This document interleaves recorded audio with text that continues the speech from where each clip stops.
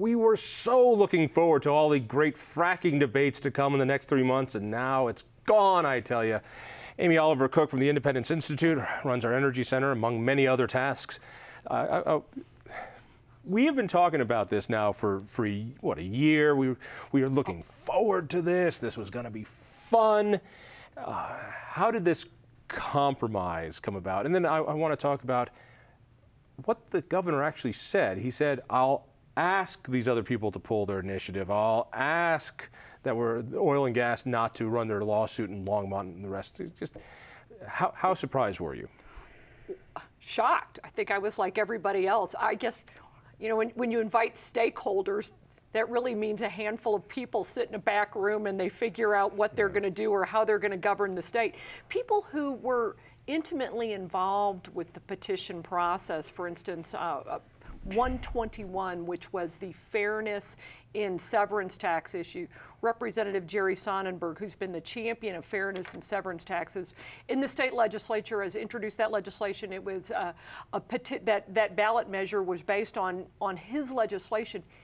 And for those not following, what that would say is if a locality bans fracking, well, then they don't get the severance tax that they usually get. Yeah, they shouldn't be forced to take that dirty money. Yeah. I mean, fairness. They don't want the oil and gas development, energy development. They shouldn't get a slice of the oil and gas pie. Well, we know they don't want to have to take it. I mean, they want to wash themselves of the sin of dirty energy money. So it was a fairness in severance taxes. He wasn't even involved in the conversation. So this was For those who, just to bring it down, Jared Polis had two initiatives that it seemed he had the signatures for. I know a lot about. We haven't seen them. Right. I know a lot about initiatives, and just because you have a lot of numbers doesn't mean you have a lot of valid signatures. So he pulled those. In exchange, we got Hickenlooper has decided to revitalize the old Bill Ritter Blue Ribbon Commission and bring all the stakeholders together for coffee, and ask the pro-fracking folks to remove their two initiatives. One was on the severance tax. The fairness in severance taxes in the oil and gas industry contributes a significant amount of money that in severance taxes, and it would be communities that ban fracking shouldn't be forced also to have to take that money, severance tax money, which gets distributed to communities around the state. So it was really what he calls a fairness in severance taxes. And the other one was about a fiscal note on ballot measures. So for instance, if you run a ballot measure that essentially bans hydraulic fracturing because you've regulated it to death, which is what a 2,000-foot setback would do, it would essentially kill the industry by regulation, then there has to be some kind of fiscal note attached to it. So Sonnenberg, Representative Sonnenberg, took the bill that failed in the legislature, turned it into an initiative, and that initiative filed last Friday, a week ago, and it was going to make it onto the ballot. He pulled it off, but he didn't know he pulled it off. No, he didn't. And even on Monday morning, he said, "No, my ballot measure is still moving forward." He didn't know, but eventually the deal was that in exchange for the two really destructive anti-energy ballot measures coming off, the governor would persuade the oil and gas industry to pull their measures as well. So that was the deal that was made. But the guy who had his name on it wasn't even part of the deal. No, he wasn't. Why did he change his mind and do it? Well, I think it's, as you know, it's hard to run a campaign when you don't have the backing of your major financiers. I mean, you know what? Let's put it this way: the anti-fossil fuel absolutists, the people who were supporting the anti-fracking measures, they found out as well that the people with the money, when they pull their funding. What a great game of chicken this whole thing was, in that Polis thought this was going to do him good, all right? And he was able to use his Colorado dream, how it was ruined by having a pipe put next to his house. I don't blame him for having a dream that involves Weld County. Right. Which is where I live. Stop it. And then the industry saying, well, you're going to do that, we're going to do this. I was looking forward to this battle because I think we would have learned a lot. I think the fracking things would have gone down. And the Wall Street Journal conjectures that Polis got a lot of pressure from D.C. So now he's getting an earful of it from pulling and chickening out as well. Right. Actually, what I think this does is it really sort of highlights the divide in the progressive community. So Polis was getting pressure from a lot of people, not just the governor, not just other politicians or Democrat politicians in Colorado, but he was getting pressure from D.C., from Nancy Pelosi, from Harry Reid, who were essentially saying, listen, if your ballot measures, your misguided ballot measures end up costing us the Senate or the governor's mansion, kiss any thought of leadership positions goodbye. That's the speculation. But he had to go back to his hometown and face these fractivist whack jobs in their natural element. And I've seen the video of this, and I don't often feel sorry for Jared Polis. It's hard to feel sorry for the richest guy in Congress, but the same people who were his friends just a week ago are calling him a traitor, saying shame on you. What are they doing to this poor guy? How quickly they turned. It's amazing how. So Jared Polis financed. He bankrolled these ballot measures, but now I was checking out some of the comments that some of the I call them anti-fossil fuel absolutists, and that's courtesy of the Wall Street Journal. They have called him. They have made comments about him and what has happened here. It makes it sound as if it's like the right yelling at the left, only this is the eco-left yelling at the rest of the left, and yelling in particular at Jared Polis. They're saying things like, our government has turned on us.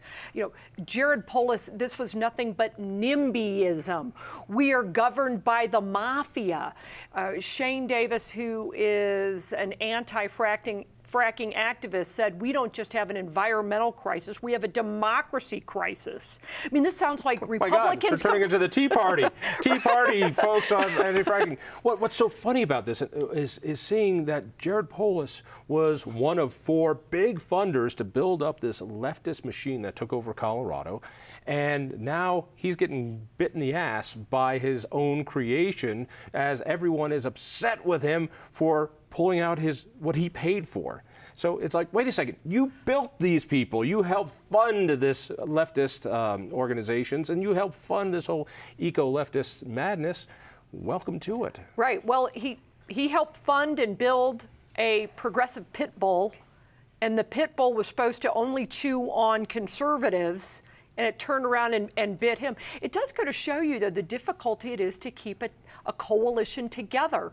I mean, the progressives in Colorado managed to sort of co-opt the Green Party and kept them in, and they gave them a 10% renewable mandate. Then they bumped it up to 20, and it's not even renewable, preferred energy for wind and solar. Then they went to 30% wind and solar.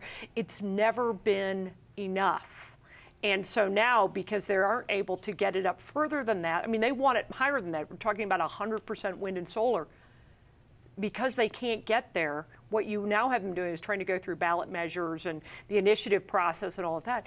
And more mainstream Democrats backing away, saying they get the economics of it. And they're backing away from this extreme far end of their party. They're backing away from it. Let's be honest. The reason Hick was against it and Udall was against it is they knew that would bring out voters who wouldn't vote for them.